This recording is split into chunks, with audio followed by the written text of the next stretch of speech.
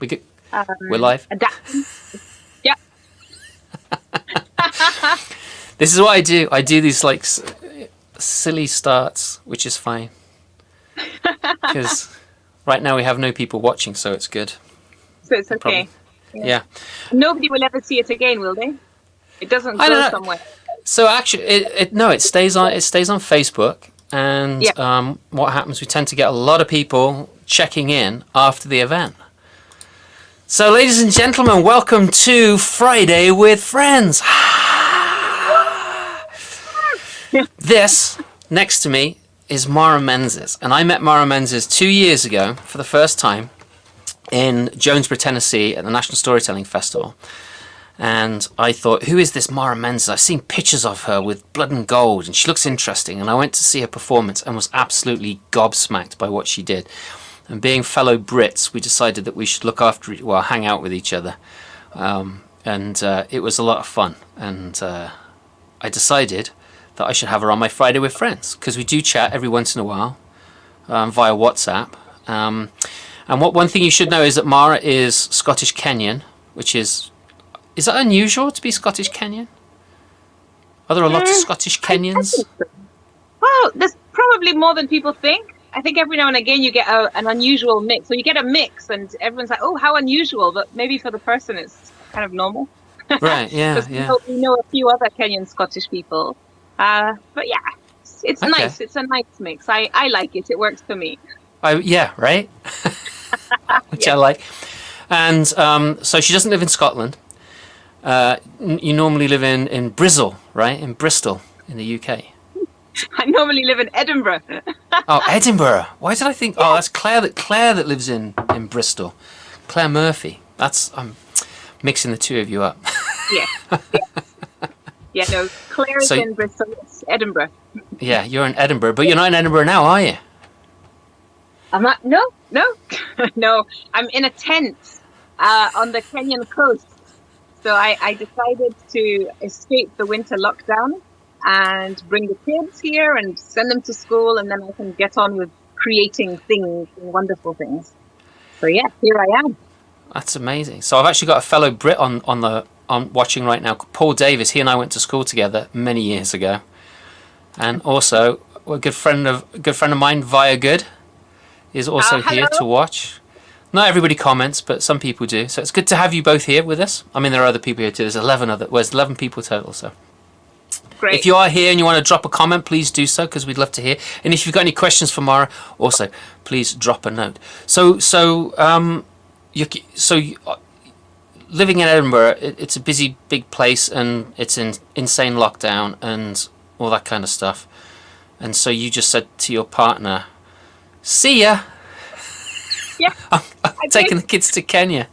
I couldn't take it anymore because we had a whole year of it, year of lockdown, and I think people were really spoilt with the first lockdown because when was that, March, April, we had this amazing weather. So everybody really maybe felt that they were a bit on holiday because they were off work and they were in their gardens drinking beer and having a great time.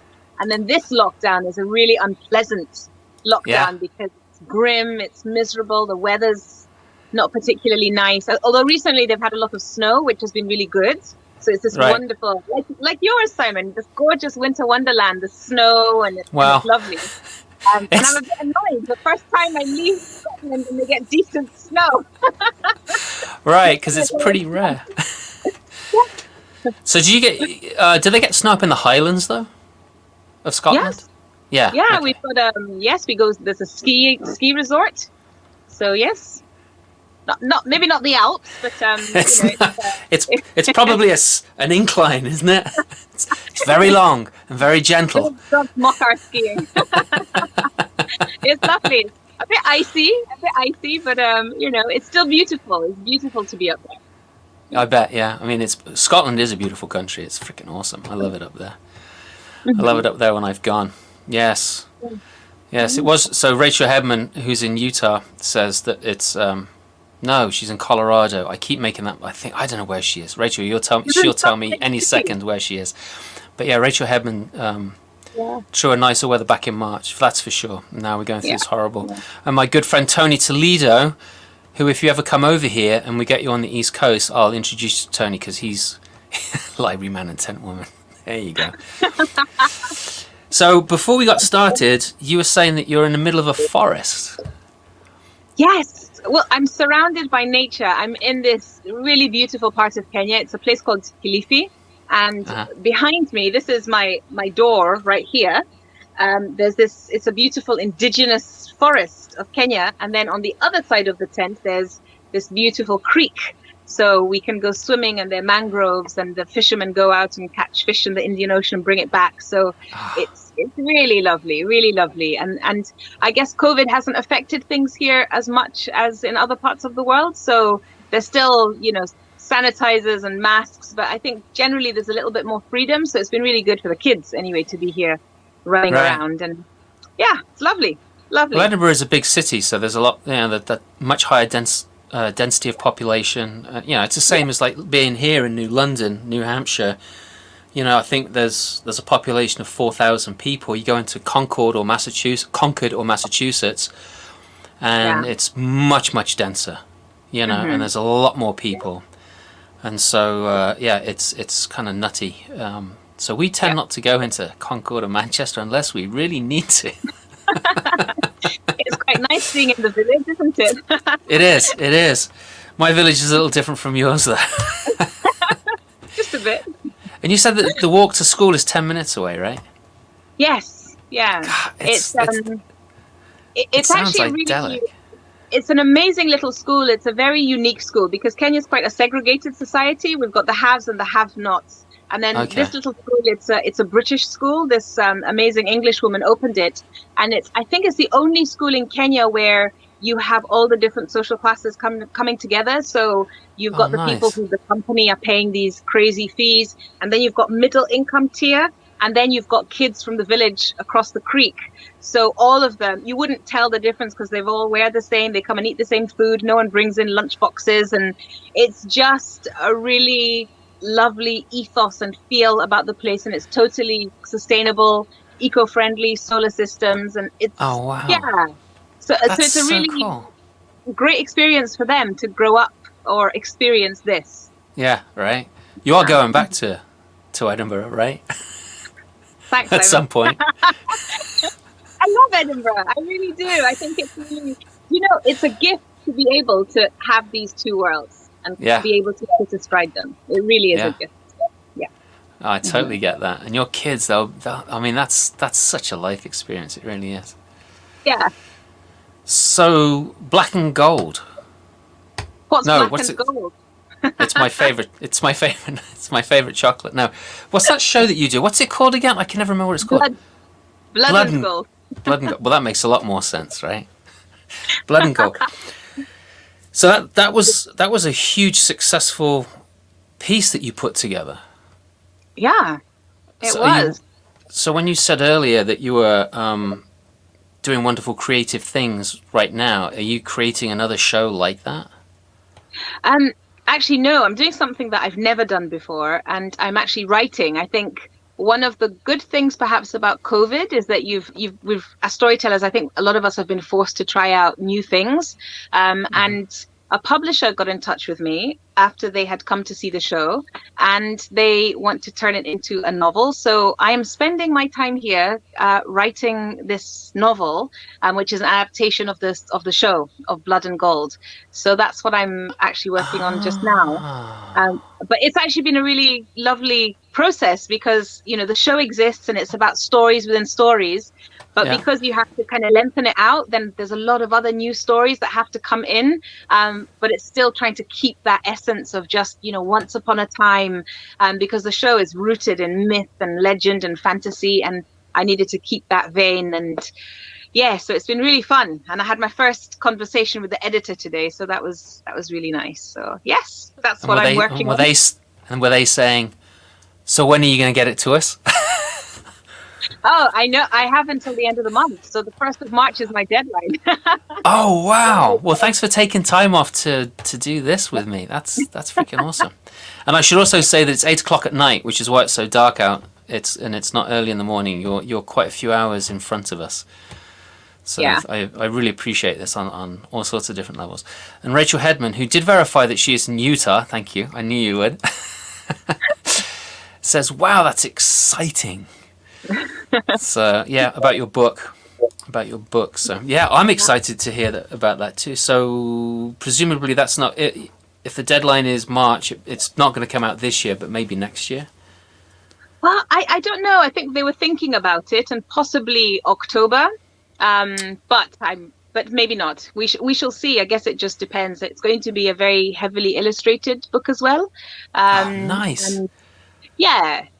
So it's exciting. It's exciting. I don't know. Maybe it depends on how good a job I do at this first draft and how much work right needs to go into changing it. and how good the illustrations are, right? Yeah.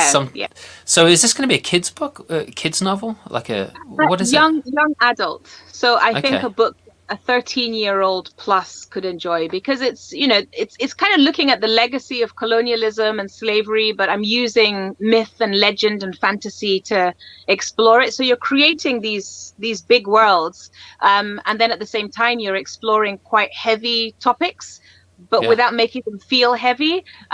So there's the shadow who's there's the shadow world. You've got all of these different characters. You're kind of looking at issues of corruption in countries. You're looking at oppression. You're looking at injustice. You're looking at a lot of heavy themes: identity, belonging, where is home. But yes, kind of doing it by these incredible worlds, that I've just invented. Vessels that float across the sky, ropes that lead to the land in the sky, cords who fly through all sorts of chains and things. And it's, I really like it. And just being able to draw into it. Yes. Sitting there, right? You're in Kenya with your kids. I hate this book. I can't wait to be done with this. Now, this is the fun part right now, right? It's the writing part, and that bit is going to come when you're editing it, and they send it back for the 20th time. They say, "Well, what about this?" And you're like, "Yeah." Well, do you know, they've actually been really supportive, because one of the things that I had said is that I'm not a writer. I don't, it's not my skill set. I'm a storyteller. And I think they really liked the fact that it's written in a storyteller's voice. Yeah. So I'm not trying to be a writer. So actually, my secret is I use Google Voice. So I record my story. It's like voice to text. Wow. And then I have to go back and do the inevitable editing. But what that allows me to do is I just tell the story and it pours out, and then I can go and sort of tweak the grammar and the spelling and then add in little bits here and there. But generally it just means that it kind of captures the voice, which is really exciting, actually. Yeah. Oh, I bet. That's so cool. Yeah. I've never thought of trying to write. I mean, there are writers that I know who do that voice to text thing, right? And some of them spend a lot of money on these programs, the writerly ones, right?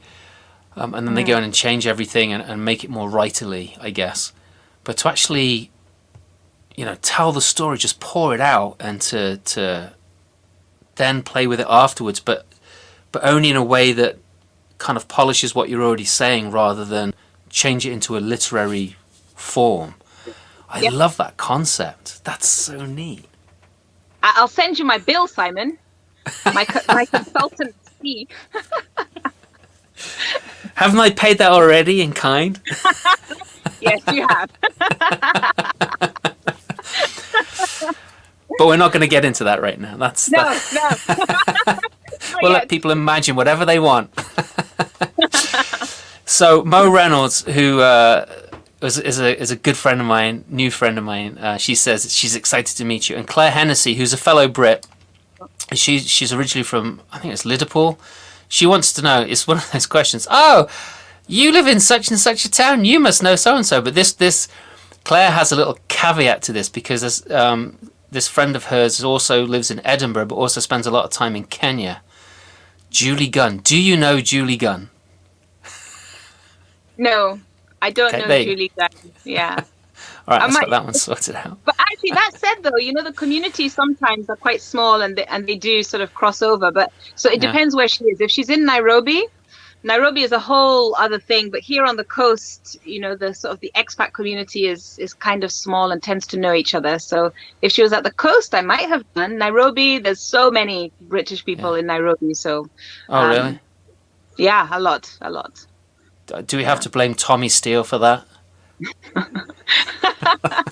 possibly.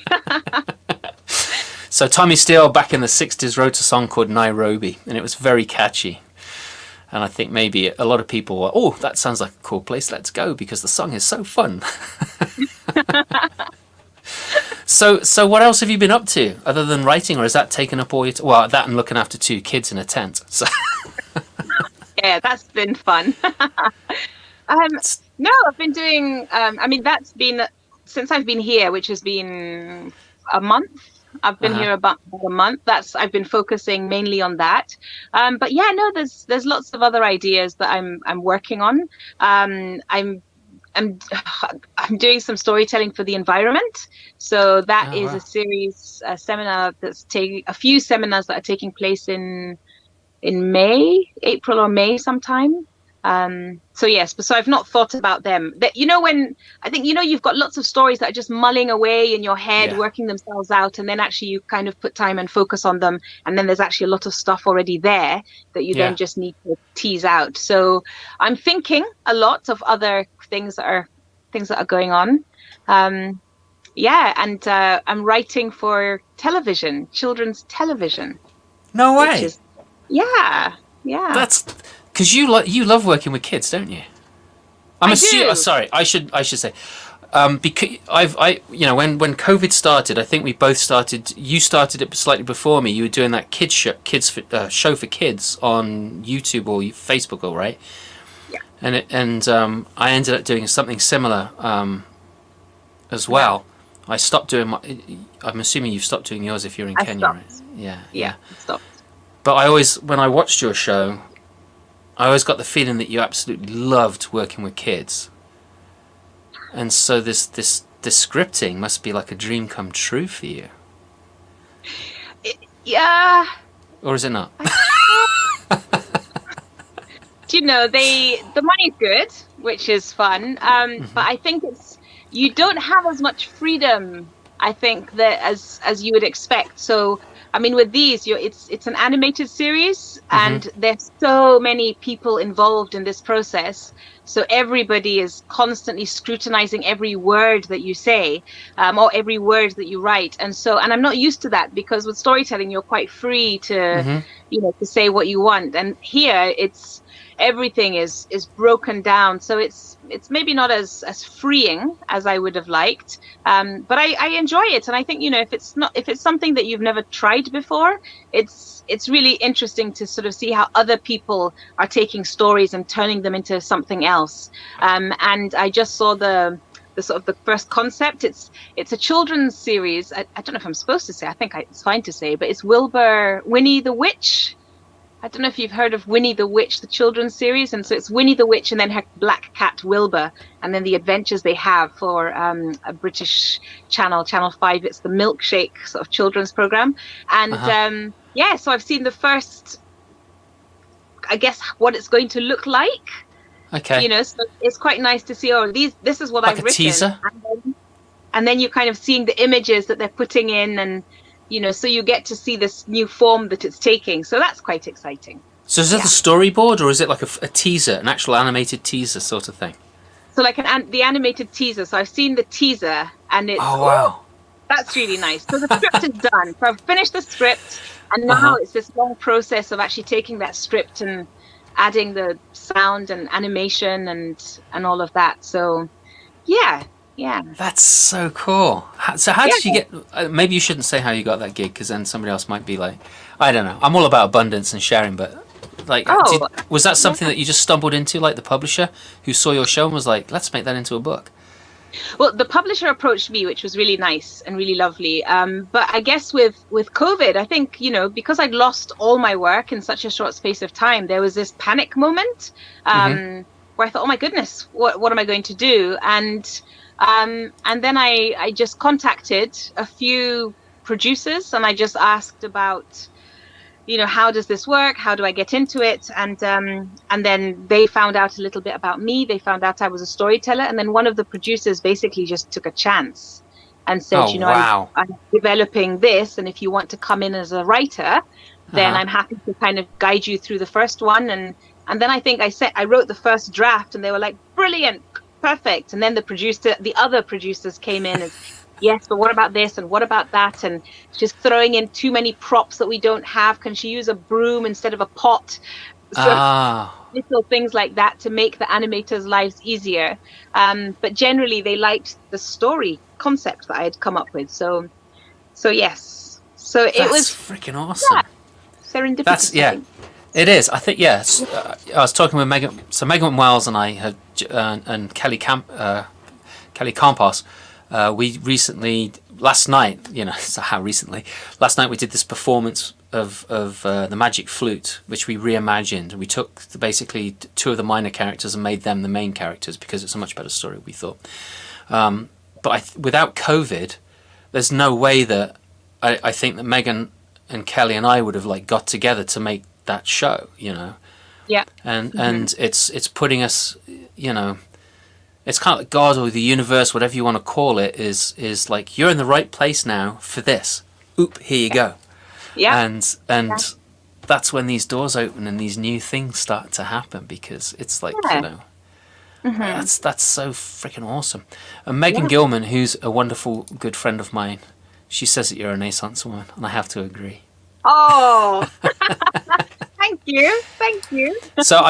So Mo has seen Winnie the Witch, and so has Eileen Schofield, who's a fellow Brit. She's actually a childhood friend of mine. And Laura Sims. Oh, this is a good question. Actually, Laura Sims asked, "Do you have any say if there is something you don't agree with regarding a story on the TV, or are you so?" Sorry, what was that? So I was going to say, if you're writing something and the producer says, no, we don't want to do that, you got to do this instead, do you have any say, or are you too green, as it were? Are you too new to throw your weight around any? No, I don't throw my weight around, but I would put forward my objections or my reasons why my idea is better. And I think you can persuade them in different ways because, for example, with this Winnie the Witch, one of the production partners is a German company. And so certainly there have been things lost in translation. So they've come back and argued they didn't like this in the script. And then I came back to them and I said, but, it makes sense because of X, Y, Z. And then they had to verify that with their British partner. And then finally they came to my way of thinking. So, yeah, I think it's just about having a conversation. I mean, I don't. Right. If they asked me to do something and I wasn't comfortable doing it, then I would say that I wasn't comfortable doing it. But yes, if I feel strongly about something, I think, I'm comfortable enough to argue my case. They could turn around and say, absolutely not. And then that's fine. I have to try and come up with another idea. But I wouldn't do something that I wasn't comfortable with. Yeah, that's good. Yeah. It's a good answer. I like that answer. So are you good? So I know that there are people that I know who know people that write for. I can't even think of the guy's name now. Mark Brown, who wrote. He's an aardvark. Arthur. I don't know if you have Arthur over there in the UK. It's a kids book, and it was a kids TV show. It's kind of a fun show, but he doesn't write it anymore. He comes up with the idea and says, "This is the plot," and all these other writers write it, and the writers never get their name on the show, right? It's so is that the case with you, or do you actually get your name on the credits? No, I get my name on the credits. I want my name on the credits. So yes. This is so exciting. So you've got to let us know when it's going live so that we can try and find it, no matter where we are in the world. And also, going back to your book, I want to hear more about. Well, can you tell any of the folk tales that you've included in your book? And have you found them while you've been in Kenya? they're not new ones, I don't think. But what I have done is I've taken old ones and then I've changed them to make them fit whatever message it is or story it is that I wanted to tell. Mm-hmm. So, for example, I'm kind of interested in, you know, I'll just say it, but like across Kenya, it's quite a corrupt. It's one of the very, very many corrupt countries, and so this is something that really slows down the development of developing countries, is the corruption at the government level. So I was kind of interested in exploring that. So I took a story, or the idea of a story, which is that a man wakes up to find that his house is covered in excrement, basically, and it's happened over a very short period of time, and he has to then find out how this has happened. And then his journey of this is that he discovers the kind of levels of how corruption functions. So I was looking at 6 steps to eradicate corruption, and it was things like pay people fairly. It was things like cutting red tape and bureaucracy, things like when funds come from outside partners, like if you guys in the States send money to Kenya, chances are it'll go to the government first and then there's trickle down. So it was avoid that kind of channel, because at every point there's kind of opportunities for corruption to take place. So really money should be kind of coming to agencies in the down. Yeah.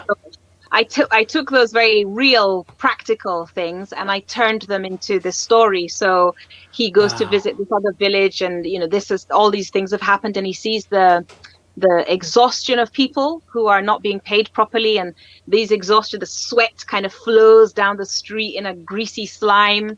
Oh my gosh. The gifts that have come from outside places, the only thing that actually reaches the streets is the filth and the wrappers, and all of these stick to the houses.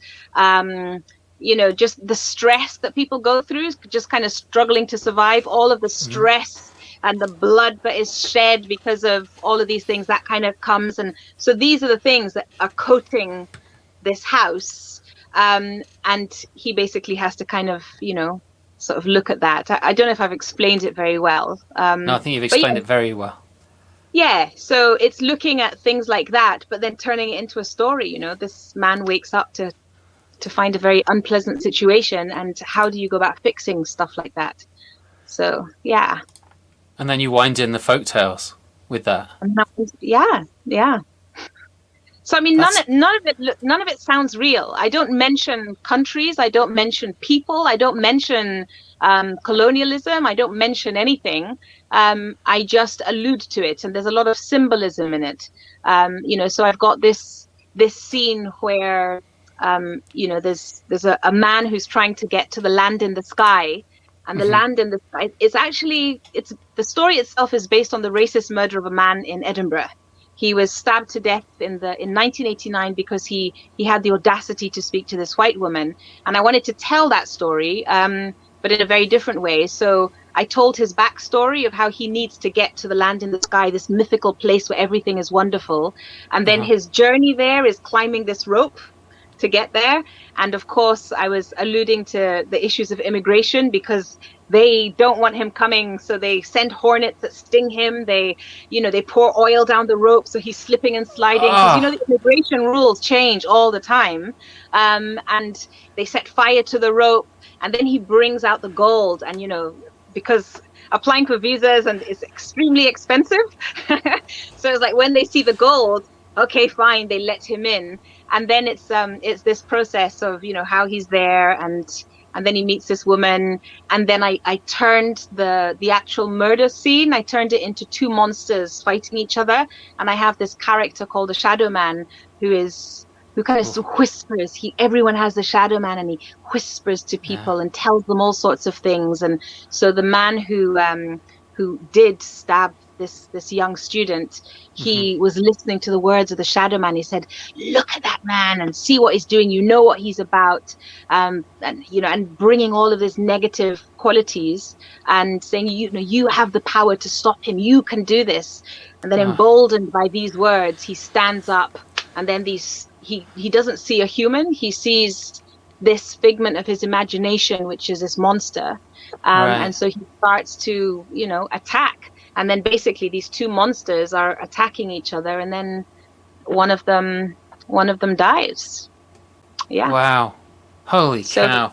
Yeah. So I take the real stories and I transform them into something else, but I allude to a lot of things. I don't. Yeah. Yeah. I thought it was better. I have to say, I am gobsmacked by the stuff that you have shared with me right now. I mean, it sounds like an incredibly powerful book. And I'm going to throw it out to our listeners out there. I'm going to buy a copy of it when it comes out. And I don't care if I have to ship it from England if it only gets released in England. That's what I'm going to do, which means it's going to be a $40 book, not a $20 book. Because it sounds amazing. So how many other people out there would be interested in this book? So Mo Reynolds says, this is stunning, talking about your book. And Laura Sims also says it sounds brilliant. And that's high praise from Laura Sims, I have to say. I love Laura Sims, yeah. She's freaking awesome, isn't she? She's my big sister. She's freaking awesome.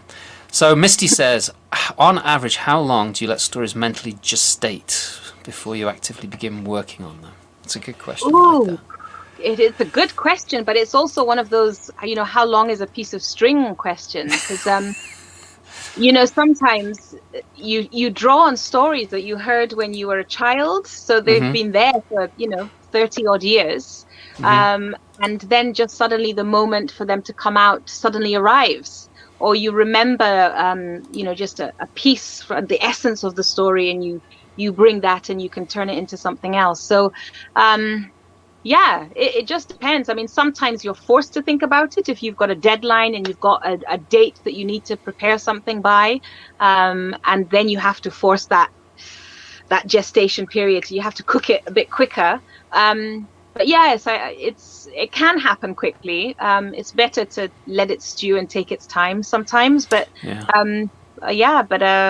but yes, if you need to, I think you can bring it out. But I don't know is the answer to that. I think.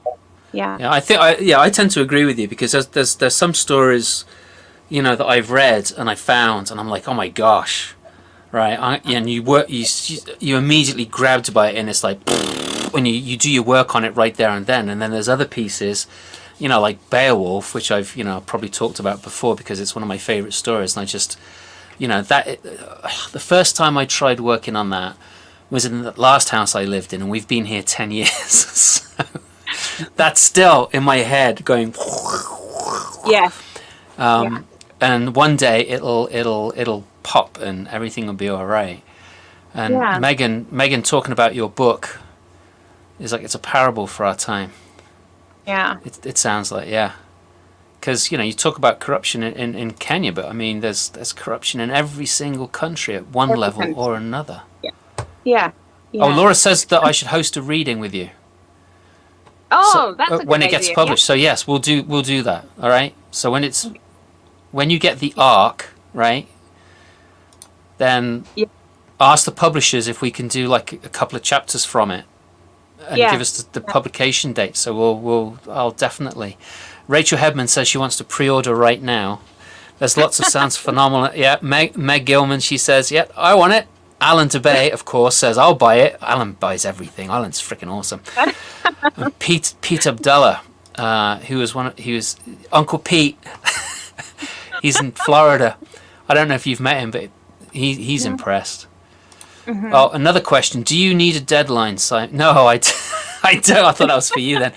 No, I don't need a deadline. I just need the story to be ready when it's ready, and when it is, I'll just do it. Yes, there's a lot of people agreeing that we should have a reading together, or you should do a reading here. So yes, we'll make that happen for sure. Yeah. Oh no, that'd be good. Mm-hmm. I think so. So apart from the writing, what are you doing to stay sane? I mean, you're in Kenya, right? You don't have, I mean, that's it, isn't it, really? I'm in Kenya. I'm staying safe. It's lovely. We have the creek right there, so we swim. There's a little sort of walkway through the mangroves, so we go and swim in the creek. And the kids have started sailing, which is quite fun. So yes, in fact, they'll be in the morning, the two of them. So yes. yeah. What do? I read. I've been reading an awful lot as well. That's 'Cause nice. I can't get enough of the stories. Yes, and I'm trying to. What do I do for fun? Come on, Mara, you must be a bit more interesting than that. I've been snake hunting. In this No. forest, we found a tortoise, and we found out that the tortoise loves fresh papaya. So we have like my neighbor there has a little kind of just couple of 100 meters away, has a little fridge with papaya for the tortoise. So the tortoise knows it's going to get fed, so it kind of comes out and eats this fresh papaya. And So how big is a really tortoise? Can you see this? Yeah, I can see that. Yeah. So what's that? 6, 8 inches? Yeah. No, more than that. About What? 12 inches. Oh, okay. Sorry, we should be talking in centimeters. Hold on. So, how is that about 30 centimeters? Yes. I've got an inch centimeter ruler. About that, yeah. So how long ago did we go metric, like fully metric in the UK? It was a sort of a long time ago, wasn't it? So this ruler has both inches and centimeters on it, and it's Bristol and West Building Society. I don't even know if they still exist anymore. That's how old this is. But it's actually come in really helpful because, when I came over here, I had a centimeter brain, and it was like, well, what's in inches? And I'm like, I don't know. That's what it is. Had to relearn it all. It's like, oh, my mum, she's old style. I like inches. I do too. But it was funny, like, when I go back over to the UK and I see signs and it says merge in like 5,000 meters, and I'm just like, what the heck is that? What is that? 5,000 meters? That's. I know. It's like, does that mean half a mile? I don't know. I'm going to pretend it's half a mile, and I'll see it ahead anyway. So it's just like, oh my gosh. Especially if you're not good with maths anyway. Right. Trying to work out the calculation is really problematic. You're like, pull over to the side of the road. No. Oh, it is half a mile. Great. Well, yes. that would be me. Yeah. So how are you adjusting to living in a tent? Yeah, it's a huge tent. It's it's one of the you said it was a safari tent. So yeah, there's a massive double bed in here. There's a few tables. I've got a fan. I've got a little cupboard. It's quite comfortable. Yes, and it's I can roll down this window, so you just roll it down, and then the breeze just it's very breezy. It's very cool. It's not too humid. I could do a tent. That's good. That's good. Yes. So if I was over in Kenya, she invited me, by the way, and I was like so tempted. Come along. But, yeah. I know, right? But here we go. So Alan says Alan's done the math for us. 5,000 miles is 3 miles, I guess. Turn off in 3 miles. Yeah. Not 5. Yeah. Oh, and Antonio's here. Hey, Antonio! Yay! Antonio. That's a secret handshake, right? That you and Antonio have. You stand in each other. Mine, was that not clear? No, I guessed what you were doing, and it was very good. It was very, very good. And Rachel Ann Harding, she says Bristol and West was a building society until July of 1997, where it was taken over by the Bank of Ireland. Yay, Google! I know. There's someone that I miss, who's usually here, and she's always fact checking. That's Sarah De Beer. Where is my friend Sarah De Beer? She's my little fact checker. Oh, Meg Gilman's going to come and visit you. She's getting a ticket. She's had enough of this stuff that we're having to deal with over here. The excrement that we are covered in over here. Oh my gosh. So Alan just checked it. He says he was 0.1 of a mile off. You don't need Sarah here. You got him. I know we got Alan and Anne, the two A types. They're going to be here looking. They're going to be our fact checkers for this show.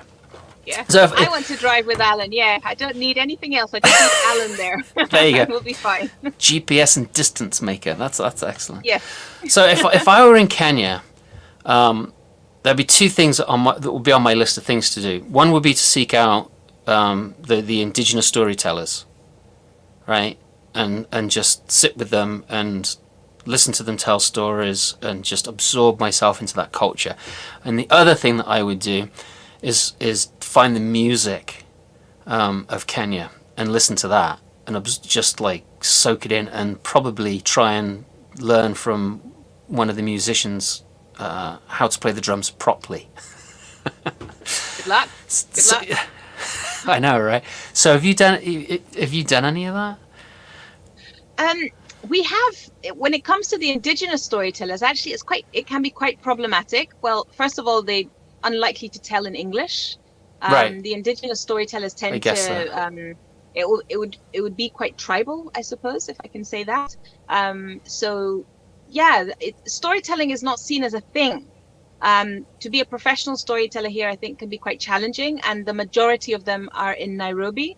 So if I was to go out into the Kilifi, the little town just kind of nearby, and I say I'm looking for a storyteller, nobody will actually be able to point me in the direction of one. So you have to use stealth almost to find the people to kind of tell you stories. And I think we maybe don't support storytelling enough, so we're in danger of losing a lot of stories. But they are there, and there's in a couple of weeks we've got an event. In fact, it's next week. We've got this event, and it's this the person who's organizing it. We had this conversation, and they love the fact that I was a storyteller. I said, we've never had a storyteller, we've never heard of a storyteller here. But they also have this event. There's going to be me, there's going to be an elderly lady who is Giriama, which is the ethnic group from this part of Kenya, but she didn't know that she was a poet, but she has this amazing poetry. So she has been invited, and she comes from another little village, doesn't speak English, only speaks Swahili. So she's going to be telling this poetry in Swahili, and then they found somebody else to tell stories. But again, they don't refer to themselves as storytellers, despite having this huge wealth of stories. So it can be quite challenging to find the storytellers. The musicians are another thing. The musicians, there's some amazing musicians here. Are they like musicians like music come together? So if you want the storytellers, you find the musicians first, and then maybe if you're lucky, you will find the storytellers in that circle. But if you look for a storyteller, it will be challenging. Okay. So are the musicians like musicians everywhere else in the world? It's like, hey, I'm a musician. Who wants to hear me play? Is it? Yeah. Yes. It's like, yes, here, I have this gift to offer you. Come and take it. So yeah. That sounds a much nicer way than I put it. That's for sure. So Meg has, she made a comment saying Kenyan music is absolutely fabulous. I don't think I've heard Kenyan music, but I have heard music from other countries in Africa. And Meg also says, insects, mosquitoes. I guess she's seriously thinking of coming over to Kenya, so she wants to know if there are mosquitoes and other... Right now, no. There are no... I've been surprised because the kids are on anti-malarials, and there have been no mosquitoes, but it's still the dry season, so the mosquitoes will only emerge when the rains begin to settle and begin to come in. But yeah, so many insects. In fact, today I had a cider last night, and it was a little bottle, and this morning I found there was an ant inside, and it was still alive. I mean, there was only a drop at the bottom, but this little ant. So I kind of shook the bottle, and it fell out onto the table, and this poor little ant was staggering. And it was drunk. I really do think that this ant was drunk, and it was one of these big safari ants, but it was. So you wouldn't believe where I was last night. And of course there are cicadas, so you won't hear it right now, but if I was to step outside, the hum, the throb, this insane, wonderful sound of the cicadas. It's really beautiful. Yeah, and beetles everywhere, and millipedes. And I bet they're like huge, aren't they? They're like massive. The beetles. What, the cicadas? Well, I know but I'm imagining most of the bugs, living in the UK, right? when I first visited the States in the 1980s, I came over for 3 months and visited the States in the 80s. And I was kind of like surprised. Well, actually, let me rephrase that. I wasn't kind of like, I was totally taken aback by the size of the insects over here. Yeah. You know, like the little bugs in the UK, they're very nice. They're like, you know, they're like Londoners. They're not very big at all, right? Yeah. And you get over to the States and they're like, that's a beetle, right? It's huge. Yeah. And so I'm imagining that in Africa, in Kenya, that like these insects must be even bigger. They must be the size of wombats. I don't know. Huge. Huge. I mean, not this trip, but the trip before, Imani, who's my 13-year-old, she found a stick insect, and the stick insect was as long as her arm. It was that whole 12 inches, now that we know. About 30 centimeters. 12 inches. We told him already, he knows. It was a huge stick insect, like incredible. The sort of insect that I think we must have spent an hour just watching it, fascinated. Because they move slowly. Yeah. Just beautiful. It just sat there. It just sat there. And apparently they're all female. That's the right. And they're all female. Yeah. And they don't change. They don't change sex, do they? Maybe there's something unusual about them. Right. In that regard.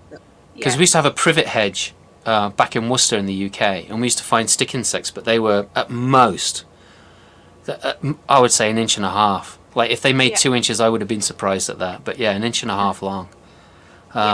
So to see one the size of a forearm, that's amazing. Yeah, it is. Yeah, it is. And butterflies, Meg, a lot of butterflies if you like butterflies. I bet she does. No scorpions. Okay, she's in. Are there no scorpions there? Not here, or I haven't seen any. Okay. They're centipedes. Oh, those are nasty things, aren't they? Yeah, don't they bite and stuff? Yeah. Yeah, but we haven't. Yeah, you just avoid them, don't you? Yeah, because they're big enough to see. Right. So Rachel Hedman wants to hear more stories about the episode of this drunk ant. This drunk ant, honestly, it was just the most wonderful thing. You know, I watched it. You know, I watched this little ant stagger around on this table, and its little leg was trembling and shaking. And I thought, oh, Cider, if anything happened to it, what a way to go. Yeah, right. Oh my gosh. And Megan says she worked as a tech, an audio tech, who filmed musicians in Kenya. That must have been amazing. Oh, she didn't go. You didn't go on the trip, Meg? Oh, that's too bad. Oh. That stinks. You'll have to come back there. Well, you have to come and do it properly. And yeah. Right. I'll lend you my voice recorder, and you can take that over there. So yes, absolutely. This is that's phenomenal. I've got to get over there. So I've got, where is it? I have a map, which I showed you the other day, but it fell down, I think, and I don't know where it's gone. But I was going to show people. I have a mess of an office. It was very tidy the other day. It doesn't take much to turn into a mess. Is it over here? But I did a map, and Kenya is on the opposite side of Africa to Ghana, right? Yes. Because Ghana's on the sticky out bit. I hope I'm drawing the map the right way for you to see. It's that. Yes. And Ghana's about there, and Kenya is a little bit south, and all the way on the coast. Yeah. Oh, here's a little one. I've got company. The batteries... Hey, you. You gonna say hello? Do you want to say hello? There are 24 people watching right now. Oh, hello. See, 20 people are watching you. 20 people are watching you. Interrupt the story. He's not interrupting the story. Yeah. No. What's he getting? Oh, getting some snackies? See, underneath, here in the back, this is the snack cupboard. So when we came, my mum packed enough Scottish tablet and dark chocolate ginger biscuits to last a lifetime. So that's what he's after.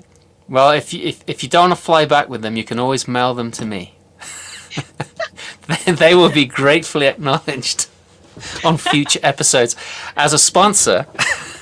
I don't think there'll be anything left. So what other animals have you seen out there? Mongoose. Okay. There's a mongoose who lives nearby. Squirrels. I'm trying to think of exciting things, but here there are no elephants here. There are no elephants, there are no lions, there are no giraffes, there are no zebras. But we are about an hour and a half from the national parks, and so that's when those monkeys. Oh, you get monkeys? Monkeys. In fact, he has really loved seeing the baby monkeys and how they cling to the mother's bellies and hang upside down. So that's been a real treat, actually. That's been really nice. And they keep coming into the kitchen and stealing pineapples and mangoes. Yeah. Has he picked up any habits like that from the monkeys? Has he tried to cling to your belly and get carried around? No, he is just yeah. No, for him, his thing here is water. If there's a creek, there's a swimming pool, there's the ocean, and he's in it. That's what. Oh my gosh, he must be loving it. He must be loving it. Yeah. Yes, he is. Mm-hmm. So when are you next coming over here to the States? I don't know when things open up. But didn't you just... Okay. I don't know. Yeah. I'm doing some stuff virtually, for sure. Okay. But yes, I don't know when anything is opening up. I mean, my next sort of live performance at a festival it's in Switzerland in July. And I guess we're waiting to see if that is definitely going to happen. They say it's definitely going to happen, but I guess in Europe the rules they're changing every day, almost. So yes, we shall wait and see. And I don't know how the rules are over there, but I'm more than happy to come anytime. Yeah, well we'll have to snag you back at some point. We'll have to bend some ears to get you back over here as soon as things open up, because you are a remarkable. I loved what you did. It was like poetry and dance combined on the stage when I was watching you do your stories. It was just amazing.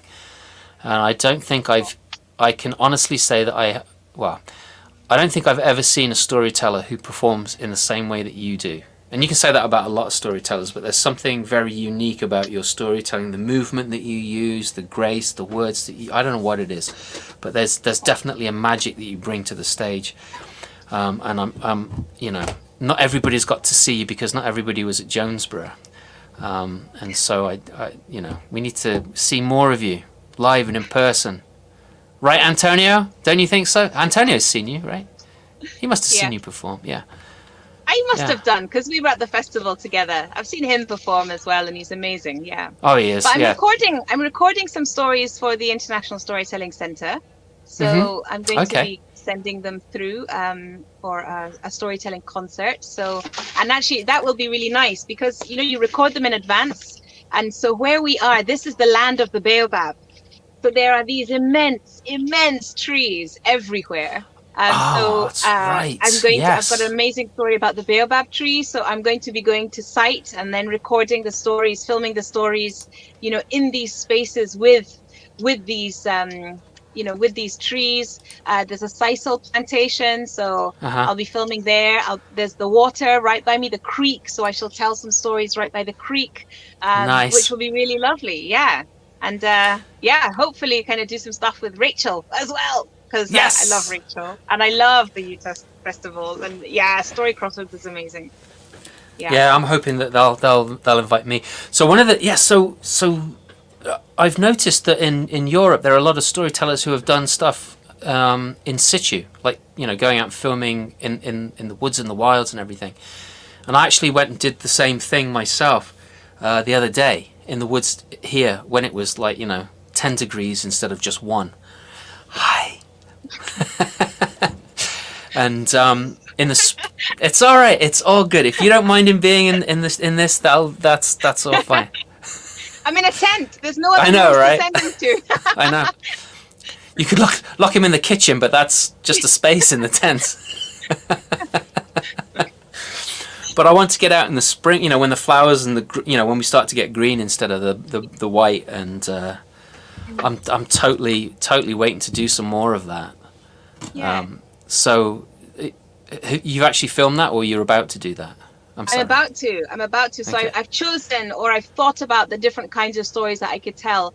And then also I think maybe experimenting with a little bit of a story walk, which I did for a festival here in the UK, the Settle Storytelling Festival. Mm-hmm. And it was like a promenade. So you're kind of walking and filming, and you're saying, right, this is where I'm going, and you tell a little story along the way, and then you reach the Right. spot, and then you kind of tell whatever story it is that you want to tell.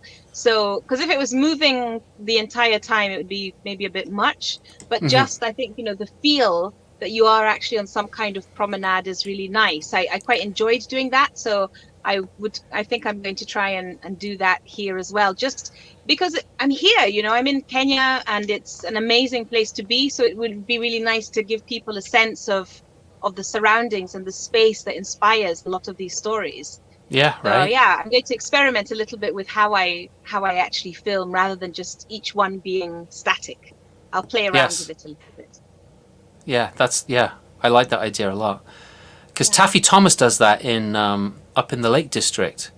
He's Mm-hmm. actually written this book, and he does these walks, but he's written a book with the walks in them, and so you can go with Taffy, but you can also buy the book and take yourself on the walk, and then as you get to this place that he's describing in the walk, then there's a story set in that particular place. This is where this story happened, Yeah. which I think is freaking awesome, because Britain has all Really? these. Yeah, it's a small enough country that you can find. Oh, there's a story there. There's a story there. There's a Yeah. story. I'm standing on a Yeah. story right now. Let me tell you that. Right? It brings these places to life, doesn't it? Yeah, It just it does. makes them, hum, and there's so Yeah, much juice under there. Yeah. there is.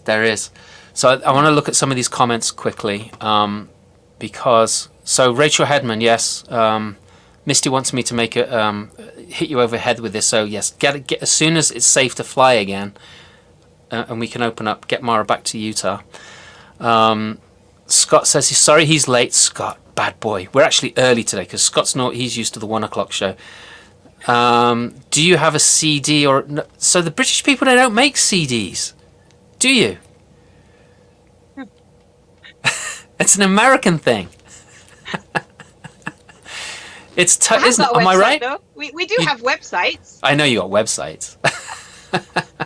So are the stories on your websites though? I think that's what he's asking. I think there should be, and I need to upload some more as well. Do you want to tell a story right now? Oh, yes. Yes. Yes. All Which right. one? So, well, seeing as I put you on the spot, I'll let you tell whichever one comes to your mind. The one that's going, me, tell me that one. Tell me that story. Tell us that story. Okay. Well, I'll tell a creation story. Okay. And so obviously this is a very old story because it happens at the very beginning of the world. And God was handing out the amount of time that each sentient being would have. So to the mighty baobab tree, he gifted 1,000 years. And then to the tiny little fly, he gave just a few hours. So time after time after time was given out until there were only 4 creatures left. There was the human being, there was the mighty ox, there was the dog, and there was the monkey. And God summoned the human being and said, "Human, your job is very important because you must keep the balance in the world. You see, the world will always change and adapt and evolve, and you have to use your imagination, your creativity, try out new things, innovate. If you fail, try again, but you must keep the balance." 30 years. And the human was very grateful. "Thank you, God, thank you." And then God turned to the ox and he said, "Ox, your job is also important because you must help the human. You see, the human is smart and the human is weak. And there are some jobs that require physical strength. And that, my friend, is where you come in. When the human needs power, you will help." 30 years. But the ox thought, "What? 30 years of hard labor? Oh, no, no, no. Please, God, I beg you. I don't want that. I just want 10. 10 is enough for me." And God loved his creations. And he didn't see a problem, and so he agreed. But the human, being a human, spotted an opportunity. And he said, "Well, wait a minute. If the ox does not want those extra 20 years, why don't you give them to me?" And God agreed and handed ox's 20 years to the human. And then God summoned the dog and he said, "Dog, your job is also important because you too must help the human. You see, the human will be working very, very hard during the day and has to rest at night. And that, my friend, is where you come in. You will stay awake and you will keep the human safe." 30 years. But the dog thought, "What?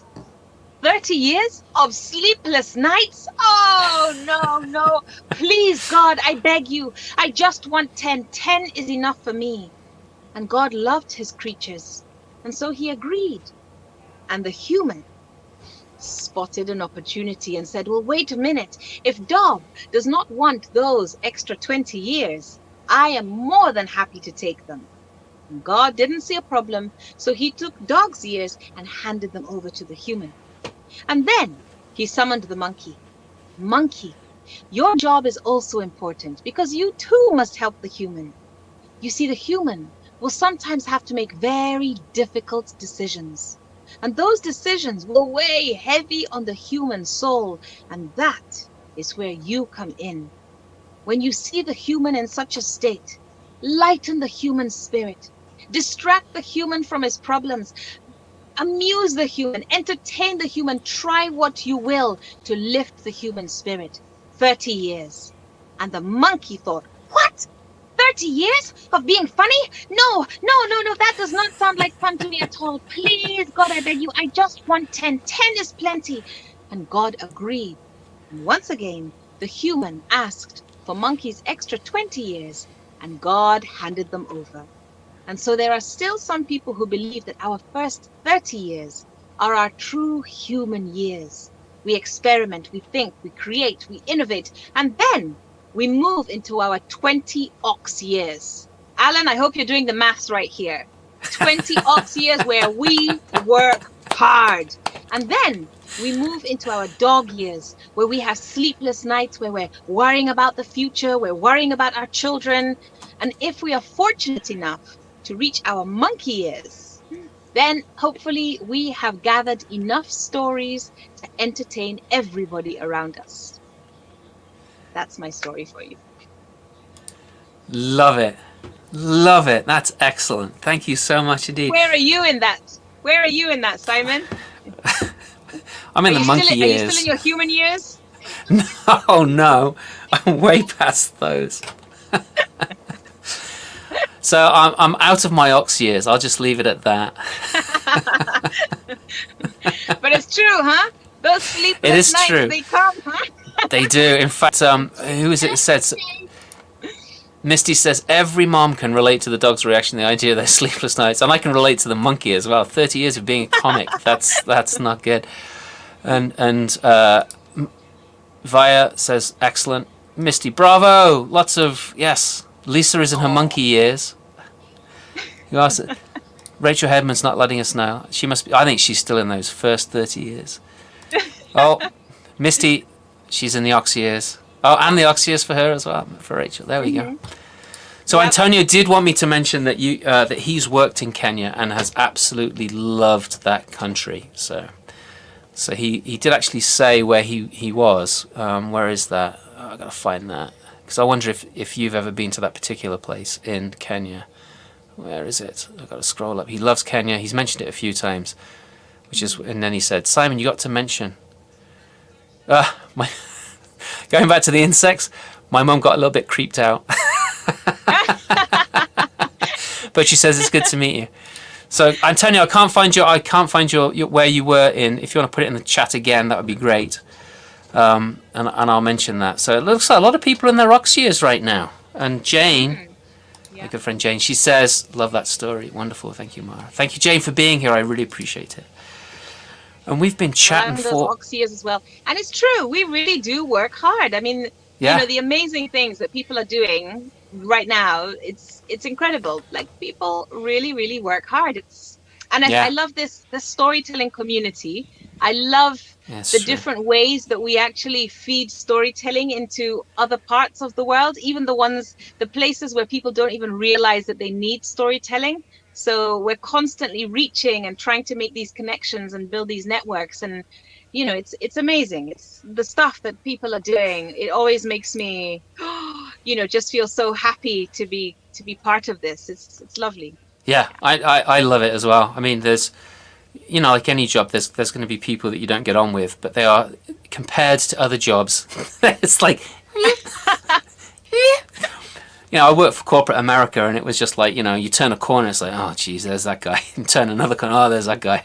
But yeah, you end up working with them, you have to deal with it. And Via says, it's today, so I want everybody, I know we can't hear you all, but I want everyone to sing happy birthday to Via, because it is her birthday today. It's her birthday today, so we're not going to sing it on this because it'll sound awful. But when we get offline, we're all going to sing a virtual happy birthday to Via, because it's today she's put her foot into the monkey years. Still working like an ox. I know, right? That's the thing. It's like I'm not in my ox years anymore, and I'm still working really hard. But anyway, Lisa says happy birthday, but happy birthday. Happy birthday. Happy birthday. Happy birthday. Huge blessings for the years to come. Yes.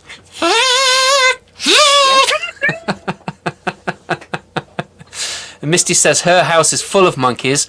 Pete says that he is an old... Oh, that's Rachel.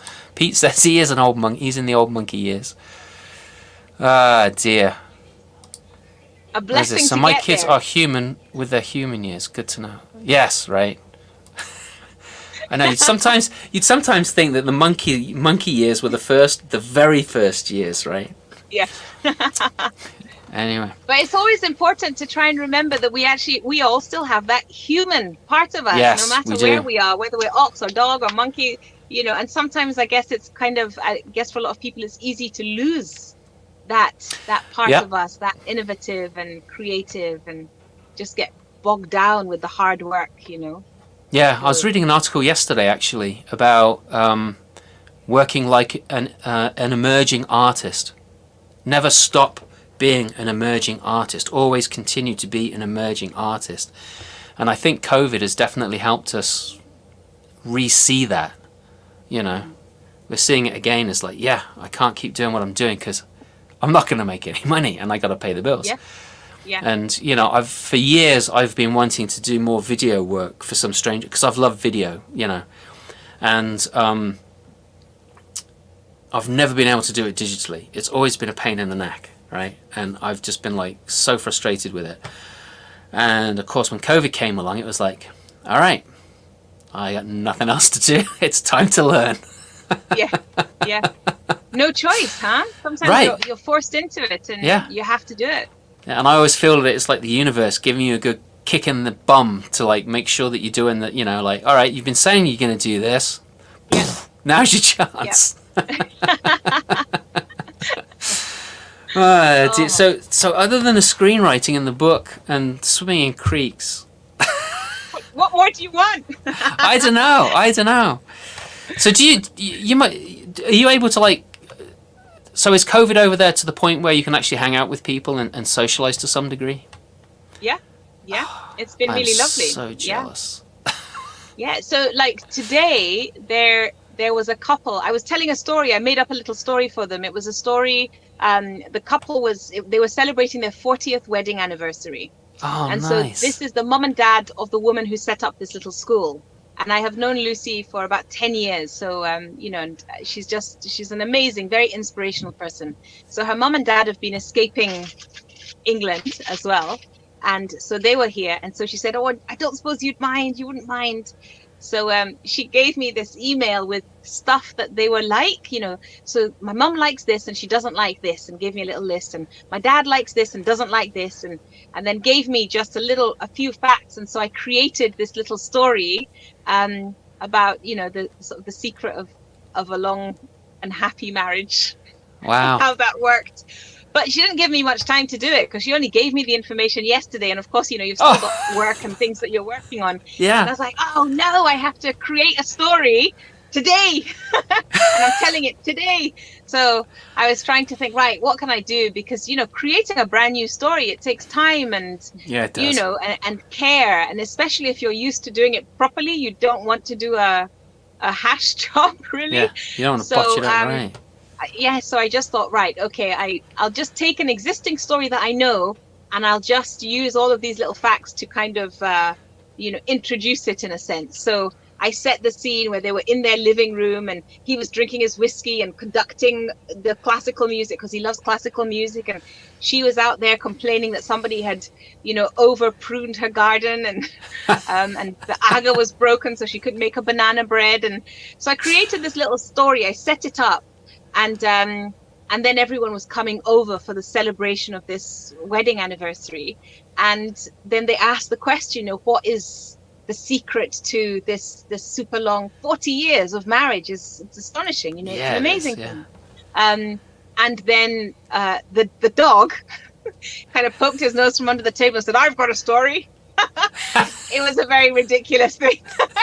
And then he told this story of, I think I told it at Jonesborough, and it's, the story of the cat, and the cat who lived out in the plains, and how the cat came to live with the humans. And ultimately it's the story of happiness. And so if you follow this rule and, you behave as if you believe this rule, then you will have a life of happiness. I remember that story. That's what I was up to today. So I'm constantly just on and yeah. So even though you're in the middle of nowhere, you're still like super busy. Yeah. In a really good way. The weekends I take time off to hang out with these guys, the little ones. But the rest of the time, that's full awesome. On. Yeah. I just quoted Misty there. That's awesome. It is awesome. And I've been in America too long. I use that word way too much. I used to use the word brilliant all the time, and then I came over here, and the brilliant was morphed into awesome. And I was over in England one day, and my brother was like, "You sound like an American." I was like, "What do you mean I sound like an American? You say awesome all the time." He says, "You're supposed to say awesome." And then he says, "You're not supposed to say that. You're supposed to say brilliant." I was like, "Yeah, you're right." So I had to. Yeah. So Eileen, she's known me for 45 years, and she has been. I know, right? That's give you an idea of her ox years, right? And we didn't meet until we were in our teens, I think. And she's been with her husband for 34. Oh wow! So there you go, right? Wow. And Eileen's got me beat. Yeah. So, does she have a secret, Eileen? What's your secret? Yeah, Eileen, tell us what your secret is. You know, Eileen, do you want to be one of my because Eileen's known me forever. I'm not sure if I should do this. This might be putting my foot in my mouth in a big way. So I'm going to stop right there. I'm just going to say, "Hi, Eileen. How you doing?" She has no idea what you were going to back. I know. I'm just going to leave it right there. So, and Antonio, apparently he knows where you are. Oh. He says you're not in the middle of nowhere, man. So Antonio, are you? Hang on. I'm going to send an invite to Antonio. Yeah, you got to tell us where you were. I'm gonna invite Antonio onto this show. Hang on a second. I'm gonna shoot him an email.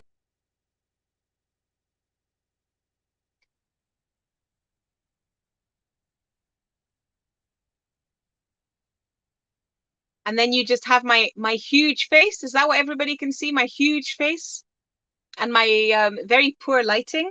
That I should have a torch to kind of reflect all the shadow. This huge shadow right here. You should. Sorry, I did that. Hang on. Hang on. So the invite, it opens up another. Hang on. Opening a new tab, which is what it normally does. I'm going to send Antonio a link to. Oh, come on. Antonio. There we go. Antonio. All right, I'm sending you an email, mate. And all you got to do is click on the link, and I'll pop you into this show. We're going to have 3 people on my show. Woohoo! So. Oh, Eileen likes your face. She has got. Oh, thank you. She does have a rather good face. I've said that before to her. The secret, Misty Mater. The secret to a long marriage is don't divorce, die, or kill each other. There you go. That's true. Yes. That's one way to stay married. But is it a healthy way to stay married? Come on, Antonio. We're waiting for you. Got to click on that link. I know. So before the show started, we were trying to make the light because her eyes were in shadow. So we're trying to make her eyes pop out a little bit more because she's also got great eyes. I so want to have Mara visit my little studio and do some photos. Here's Antonio. Before the show started, we were trying to make her light because her eyes were in. Hello. We were trying to make her eyes pop Hello, out. my dear. How are you? I so want to Okay. have Mara visit my little studio. I can hear you talking. Here's Antonio. Before the show started, we were trying to make her light because her eyes were in. Hello, how are you, Mara? Hello, my dear. How are you? There's a delay, Simon. I hear a whole lot of stuff going on. Mara visit my little studio. There's a delay. Here's Antonio. Hello, how are you, Mara? Hello, my dear. How are you? Yes, Antonio, where were you? Hang on. Antonio, mute yourself real quick. There's a delay. Or put headphones on. So, so Antonio, go find some headphones because that is going to be a massive loop that just keeps going round and round and round. He is delayed. He's only... Oh, he's gone. Maybe he'll get some headphones and come back, I hope. Oh, it's getting hot in here. I'm going to take this jacket off. Sorry. It's getting very warm in here. Yes, she does. She. So yes, so if she ever makes it over to the East Coast, I'm going to invite her into my studio and we're going to do some really cool shots because she does have amazing face. All right, he's back. He's putting his headphones on. There we go. That works But better. I can hear both. I can hear two Simons talking. Still? Yes, it's insane. I can hear you talking even with your mouth shut.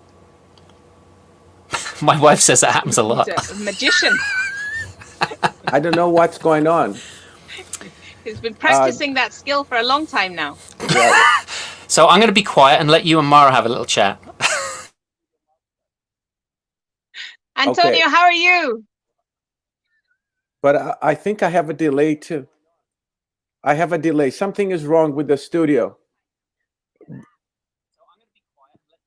Antonio, where were you in Kenya when you came? I went to... Okay, look at the chat. Can you see the chat? Yes, but I don't know how far up it is. We got lost. Oh, do you have Facebook open? You're right, Misty. If you have Facebook open, it's loop. Okay. So close Facebook because you're in the show now. You don't need Facebook anymore. How about now? I don't know. Are we repeating ourselves? Is How that about working? this? Can you hear me now? Oh yeah. Okay, Yeah. now it's fixed. I shut off Facebook. That's what. Nice it was. one, Misty. Nice Thank one. you, Misty. Mara, I had Yes. a wonderful time in Kenya. I went to Nairobi. I went to Masai Mara. But most importantly, I went to Waimunyu and I told stories there for 3 days. Oh, And wow. Waimunyu is a wood carving village. And I went to different schools and the children gave me different things. And the eighth graders, they made this staff for me. Oh wow. They Oh, carved wow. They carved this for me. Hang on. Eighth graders carved that? Yes, and they are all. It's part of the culture in this particular village, and I bought a lot of things in Kenya. This is made out of leather. It still smells like Kenya. It's a arrow. It's a quiver. Yeah. Yeah. And I got. This might look familiar. I got this. Oh, yes. Oh, it's The a drumstick, right? No, this is a weapon. Oh. This is to hit you on the noggin. Yeah. Wait. And I got this Bringing beautiful. those I around. got this. Really? That's. Oh, I that's got nice. these carvings. Beautiful. I just had a wonderful time there, and I climbed Mount Kilimanjaro. Oh, wow. That's some feat. Yes, let me show you a picture of me on the summit. I have a picture. So here's the thing. I went to Africa to celebrate my 40th, and what happened was I went to South Africa first because the plane went through there, and I performed in Cape Town. Long story short, a friend of mine has a school exchange with Kenya and Maryland called Kenya Connect. And he got me hooked up with Kenya Connect. And that's how I got to tell stories and do workshops for this village. And they named him Mafeka, which was lovely. They named the kids called me Mafeka. What does that mean? Which in the language of the village, it was not Swahili. It meant the one who brings joy. I even tell a story about this. It was really a heartfelt experience, and seeing the animals and Masai Mara, and enjoying the village life for 4 days. I was there 3-4 days, and just like riding buses and seeing the countryside. It was really nice. And I went to Tanzania just for the mountain climb. I didn't stay in Tanzania very long. So that's me on the summit there. Oh, wow. Oh, wow. That's cool. Yeah. That's 19,000 cool. feet there. That's Yeah. yeah. A lot of people, they can't make it up there. They can't make it. It was a miracle. It was a miracle. Yeah. And I don't think I it's could so make good to it. see you here. So when he said you were in Kenya, so you're in are you by the Zanzibar? No, that's Tanzania. Sorry. Whereabouts are you Lamu? in Kenya? So I'm in Kilifi, which is north of Mombasa. Mombasa. So you've got, and then there's the island Lamu, which is to the north of Kilifi. So we're kind of halfway between Mombasa Island and Lamu Island. Nice. Maybe closer to Mombasa, actually. But yes, the north coast. And I grew up on the south coast of Mombasa. So Mombasa is this kind of defining point. Yeah, so there's north of it and then there's south of it. Yeah. So somebody asked me earlier, Mara, how many languages do you speak and which languages are they? I speak 3. So I speak English, obviously. I speak French and I speak Swahili. Miss Fancy Which is the Pants. sort of the national language. Yeah, we've got 2 official languages here. We've got Kiswahili and English. But if you come to Kenya, like nobody speaks less than 2 languages. It's a normal thing. In fact, you'll get people. Everyone will speak. You'll speak English, Swahili, and then you've got your mother's language sometimes and your father's language. Wow. And they're not just dialects of the same language. Like they're very distinct. In their origin. So yeah, it's people normal to can see be you. multilingual here. That's okay. That's cool. Sorry, I wasn't thinking straight. I'm not sure what you were doing then. I just looked down and I saw you had your fingers in your mouth. What's he doing? I was putting my retainer. On. Okay. I should have gone like this. Yes. I don't know. It's Friday with friends. Anything can happen. Hey, at least I didn't pick my nose. That's true. It Glad for that. Worse. Could have been worse. Oh yeah, or pull something out, Yeah. This is so exciting. Oh my goodness. Yeah. So good to see you. And You too. it's been too long. Yeah, I know, right? Well, it's been too long for all of us to get together, and we're going to get misty-eyed now, aren't we? We're going to start, it's so long. But there's one thing I wanted to come back to, because we're talking about, the shadow people, right? I think we all have a shadow person attached to us, right? And it's that negative voice that we're always hearing. So I love the fact that you've got, my brain is like a squirrel's. I'll admit it. It jumps all over the place. But it was like one of those things we kind of went on with the conversation, but I kept it back in there. I wanted to bring that up a bit. It's interesting that there's, that you're writing about this as a separate like entity, that it's like whispering to all these people to do these things. Yeah. Except for Peter Pan. And it can look quite nice. It's not it's not always a hard and aggressive thing. It's sometimes it's very gentle and persuasive, and and that's actually the more dangerous side. It is. Yeah. It is. So it's a very interesting character. I don't even know what the character is. I don't know if it's fear, maybe.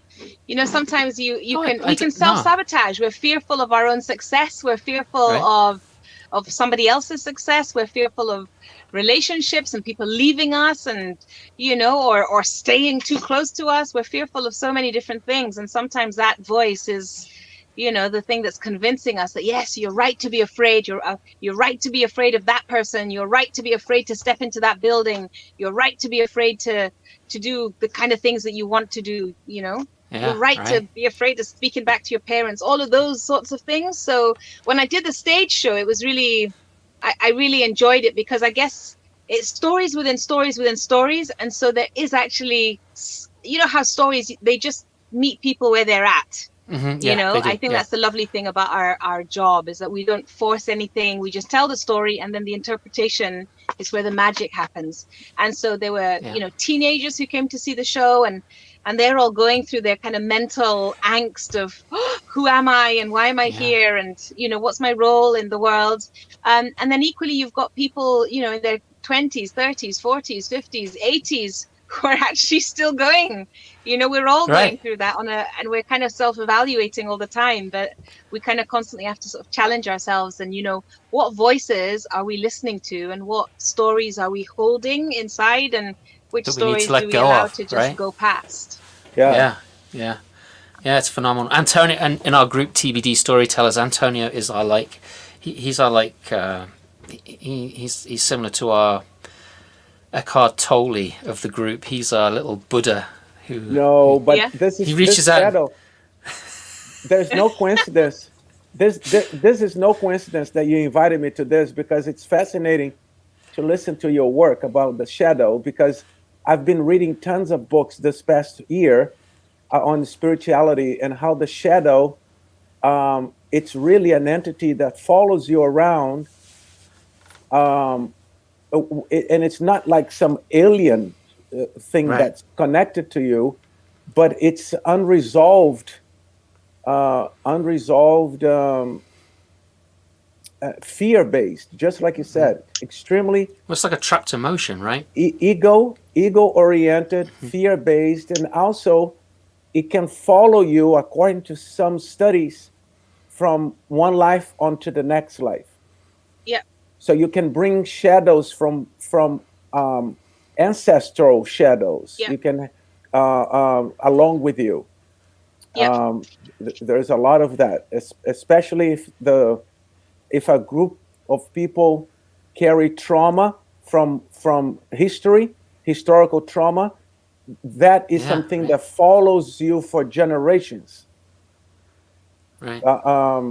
It's fascinating. Fascinating. Yeah. But one of the big things, Mara, I've learned recently, and this may sound crazy to some people, but I don't think it's going to sound crazy to you, is that we are not detached from life itself. You see, we humans are conditioned to look at life from the outside and want to control it on a daily basis. We're conditioned with that since we are children, that you got to control your yard, you got to control the way the house is going to look, you control your career, you control your friend, you become this. Sometimes unconsciously you are manipulating situations. Right. But actually, life, we are a part of life, just like life is life itself. And the best way, the meaning of living actually is to surrender to the flow of living. Yes. Yeah. And it's really remarkable when you surrender to it and you fully accept that you are a loving manifestation of life itself, that you are part of the flow. You will let go of the rocks on the edge of the river, and you will flow down the river without fear of anything that's coming around the corner. That's the beauty of it, Right. And that's what we've been doing for generations. Is we're clinging to this riverside rocks, and we are hurting ourselves. We're hurting other people because breaking our nails. Yeah, exactly. And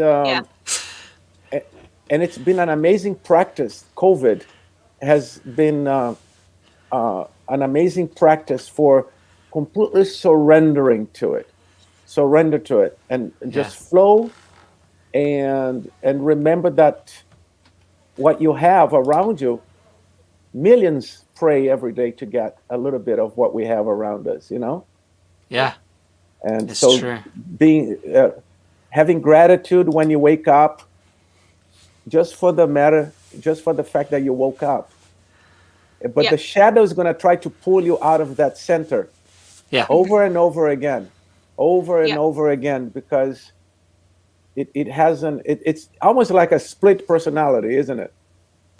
It is. Well, I think it's something that we create in our own mind. So Meg was asking, are you listening to Handshake Desiree? No, I haven't. No, Okay. the books I've read last year are from Michael Singer. He wrote The Untethered Soul. It's an amazing book, Mara. I highly recommend you read it. You won't be able to put it down. Yeah, a blessing is stronger than a curse, but we tend to carry the curses with us, and that's the problem right there. Anyway. So you created a show. I got when I tuned in, your show with Simon was already going. So is this right to think that you created a show around the shadow? Is that what you did? Yes. So it's a show called Blood and Gold, and it's looking at the legacy of colonialism and slavery, but I'm using myth and legend and fantasy as a way of exploring that. And then, so what I've been doing the last few months is I'm writing it. I'm turning it into a book. So, but I'm telling it. The book itself is also done as a story. So it's like people telling stories, which is very good because, that is what I do. So so it's important to kind of keep it in that vein. And so it's a book that I guess it would be really nice to listen to when it's read aloud as well, which not all books are like that. So that's true. It's very much in that vein. But it's just really interesting what you're saying, because certainly it's just this idea is that, we are just that bridge between the past and the future. That's all it is. We're here, we're now, and we're part of this thing that is never going to end. It's just going to continue and continue, and in whatever shape or form that might be, so we just have to accept it, and there's nothing that we can do. We cannot be stuck in the past. That brings problems, and it brings struggle, and it brings stress and decay. We're not designed to be like that. And equally, living in the future, you can't do that, because that's not your role. That's the role of the people who are going to come. So we can only live in do the best we can as now. Bridges, and make sure that the bridge that we are is the best that we can be. I think, and understanding what it is that we have to offer in the here and the now, and then doing that to the best of our ability. Yes, that's how I see it. But you're right. We need to stop clinging to the riverbank. It's important to know where you're coming from, because the past, you have the lessons, and the future is the potential, but life only unfolds in the present moment. And I heard from Michael Beckwith.